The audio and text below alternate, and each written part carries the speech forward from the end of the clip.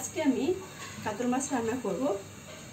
তো কাতল মাছটা একটু অন্যরকমভাবে রান্না করব। আমরা সাধারণত সবসময় যেরকম খেয়ে থাকি সেরকম না, একটু অন্যরকম।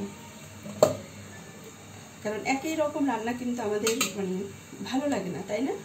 মনে হয় যে একটু আলাদা, একটু চেঞ্জ করে করে একটু রান্না করে কিন্তু ভালো লাগে। আজকে আমি সেরকমই আমি এখানে কাতল মাছ নিয়ে নিয়েছি। আমি একটু ছোট ছোট করে পিস করে নিয়েছি, কারণ বড় করি নেই, ছোট ছোট মিডিয়াম যেটা। এখানে আমি এবং লবণ, হলুদ এবং একটু মরিচ দিয়ে ভালো করে মেখে নিব ভাজার জন্য। আমি এখানে লবণ দিয়ে দিচ্ছি ভাজার জন্য বেশি।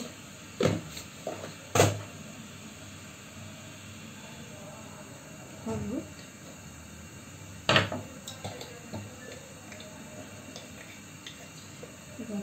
মরিচ সামান্য, আমি মরিচটা দিই, অনেকে মরিচ দেয় না। এবং আমি আরও একটা জিনিস দিই, সেটা হলো ভাজার সময়, সেটা হলো ধনিয়ার গুঁড়ো দেয় হালকা একটু। এটা দিলে আপনার মাছে থেকে যদি কোনো গন্ধ থাকে বা অনেক সময় দেখা যায় যে গন্ধ বের হয়, সেটা আর কি এটা থাকবে না। আমি একটু আপনার সামান্য একটু হলুদের গুঁড়ো ব্যবহার করি। এবার আমি এটা ভালো করে মেখে নিব, হাত দিয়ে করে নিব, এটা ভেজে নিব।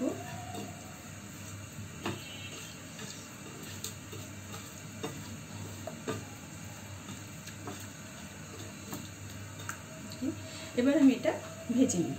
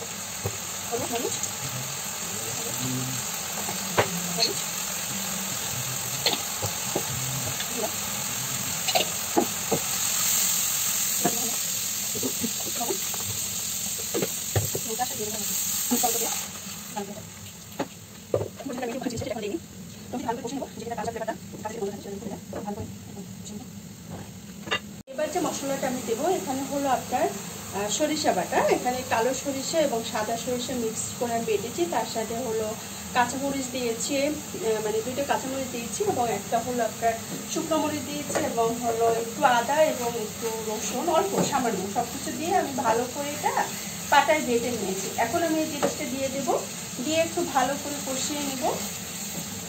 আমি আর একটু সময় নিচ্ছি এই টমেটোটা কষাতে, কারণ টমেটো থেকে একটা কাঁচা গন্ধ থাকলে সেটা ভালো লাগে না। তাই আমি আর একটু ভালো করে কষিয়ে নিচ্ছি টমেটোটা, যাতে একদম তেলটা ছেড়ে দেয়। তারপর আমি আপনার এই মিক্সচারটা দিয়ে দিব। এবার আমি বানানো যে মিক্সচারটা ছিল সরষে বাটা, সেটা আমি নিয়েছি, দিয়ে একটু কষাতে হবে। 2 থেকে 3 মিনিট ভালো করে কষিয়ে নিব, যাতে তেলটা ছেড়ে দেয়, তারপর বুঝতে পারবো।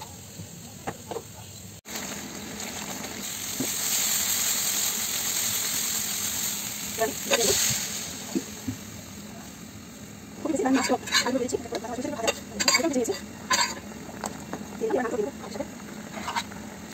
প্রথমে কালো করে আমরা তো ঠান্ডা করে আমি চিকেন চাকানি লাগা দিয়ে আমি ভেজে আমি ভালো করে দিই, তার সাথে আমি কারণ দিয়েছি। প্রথমে রাইস করে আমি আমরা ওকে তো আমরা দিয়ে আমরা দিয়ে 5-10 মিনিট করে সব কিছু করা যেটা খুব জানা আমি মাছ করেছি।